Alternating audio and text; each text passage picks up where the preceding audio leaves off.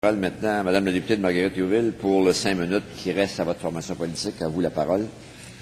Merci, Monsieur le Président. L'étude des crédits pour le gouvernement du Québec, pour l'Assemblée nationale, c'est un moment privilégié dans notre exercice démocratique. C'est le moment où on peut interpeller les ministres, les représentants du gouvernement sur les choix économiques qui se font à l'égard des grands dossiers de notre société, qu'on parle de santé, d'éducation, d'environnement, la dimension économique, les répartitions du budget. C'est un moment particulièrement important pour cela. C'est un moment d'autant plus important quand on parle d'éducation, puisque l'éducation a été, dans le discours inaugural du premier ministre du Québec, la première priorité. Cependant, comme je l'ai dit à un autre moment, en réaction à ce discours inaugural, c'est beaucoup de déception. Et je vous dirais que les derniers jours, les dernières semaines, où on a entendu de façon répétée le monde de l'éducation interroger la ministre de l'Éducation sur la réalité des crédits qui ont été déposés en lien avec les règles budgétaires qui actuellement interpellent nos commissions scolaires, interpellent le monde scolaire et les amènent encore une fois à des coupures. Les défis pour le monde de l'éducation sont grands, sont importants, sont essentiels. Et quand un premier ministre d'un gouvernement prend la peine de faire de l'éducation une priorité, on devrait avoir la responsabilité de faire en sorte que cette priorité se transcrive dans les crédits budgétaires et dans les moyens donnés à notre système d'éducation, à notre éducation au Québec, de relever les défis pour la jeunesse québécoise. Et je pense qu'il faut bien être en mesure de constater que quand on entend les différents partenaires du monde de l'éducation, que ce soit la Fédération des commissions scolaires, que ce soit les comités de parents, que ce soit les organisations syndicales, que ce soit les directeurs d'école ou autres, on a énormément de questionnements actuellement sur la transparence des crédits budgétaires. Bien sûr, on a fait l'exercice d'interpeller la ministre, mais combien nous sommes surpris maintenant de constater que les surprises étaient ailleurs et que les commissions scolaires seront à nouveau conviées à des exercices de coupure.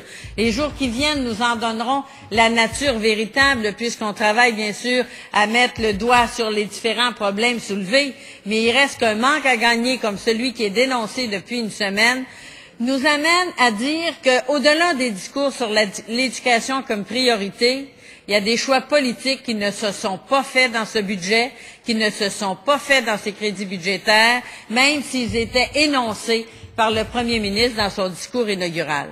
Faire le choix de l'éducation comme priorité, ça veut dire donner à nos commissions scolaires les moyens des défis qu'on leur demande, c'est-à-dire répondre aux besoins des enfants en enfance en difficulté d'adaptation et d'apprentissage. On a eu un beau rendez-vous le 25 octobre dernier auquel la ministre a participé, à partir desquels elle a pris un certain nombre d'engagements. Nous sommes à l'orée d'une nouvelle année scolaire 2011-2012 qui s'annonce.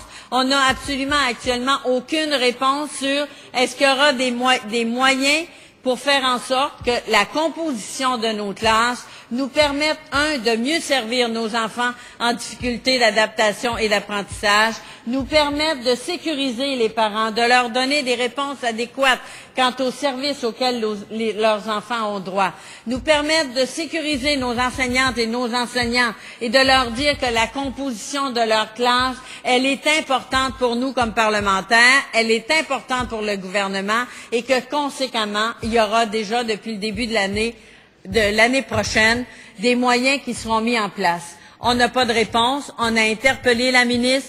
Bien sûr, il y a des processus, il y a des comités, il y a des tables de négociation, on attend tout ça. Mais je pense que quand on a une responsabilité gouvernementale, on doit aussi prendre le moyen d'avoir des décisions qui se mettent en place. Alors, beaucoup de questions à l'égard de crédit. On a parlé du décrochage des garçons. On a dit qu'il fallait tabler sur l'apprentissage du français, sur la lecture. Qu'est-ce qu'on lit dans les médias cette semaine? Dans bon nombre d'écoles, le régime pédagogique n'est même pas respecté quant à l'apprentissage du français. On nous parle de l'apprentissage d'une langue seconde et peut-être d'une troisième langue. On ne respecte même pas actuellement, dans plusieurs écoles du Québec, le régime pédagogique actuel quant à l'enseignement du français. On dit que pour les garçons, c'est un problème de lecture. Le français nous apporte à des démarches d'apprentissage au niveau de la lecture. Je dois conclure, compte tenu du temps qui m'est imparti. J'aurai encore énormément de choses pour vous dire que ces crédits ne sont pas acceptables au volet de l'éducation. Alors, je vous remercie. Madame la députée de Marguerite-Youville, et je